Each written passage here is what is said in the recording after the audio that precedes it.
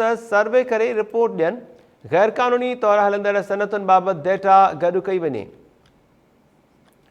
इस्माइल लाहू ऑफिसर्स खे हिदायत कई आहे त सर्वे खां पोइ गैर क़ानूनी सनतुनि ख़िलाफ़ कार्रवाई बि कई वञे ऐं रिहाइशी इलाइक़नि मां इन्हनि सनतुनि खे मुंतक़िल कयो वेंदो। ब्रेकिंग न्यूज़ तव्हांखे ॾियो पिया। सिंध हुकूमत पारां रिहाइशी इलाइक़नि में क़ाइमु सनतुनि जो सर्वे ऐं माहौलियाती मसइलनि जो जाइज़ो वठण जो फ़ैसिलो कयो वियो आहे। वधीक तफ़सील वठूं था टाइम न्यूज़ कराची जे रिपोर्टर शाहिद मीरानी खां। शाहिद, वधीक छा चवणु आहे इस्माइल लाहू जो?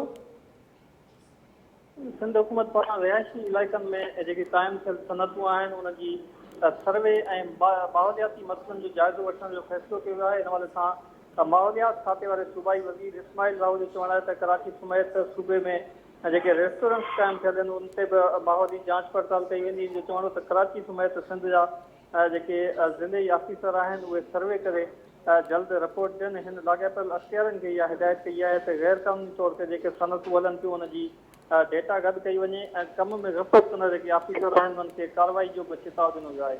ऐं इन हवाले सां तव्हांखे ॿुधायां त जेकी माहौलियाती गज़लाण पैदा थी पई उन ते अॼु माहौलियात खाते जे सूबाई वज़ीर इस्माइल लाहू नोटिस वरितो आहे। नोटिस वठण खां पोइ हुन पंहिंजे खाते जे लाॻापियल अख़्तियारनि खे इहा हिदायत कई आहे त जेके बि सूबे जूं रिहाइशी आबादियूं आहिनि उते जेकॾहिं का सनत क़ाइमु थियल आहे त उन सनतनि जी डेटा जेकी आहे उहा गॾु करे तफ़सीली रिपोर्ट ॾिनी वञे। जी शाहिद मीरानी, महिरबानी तफ़सील ॾियण जे लाइ।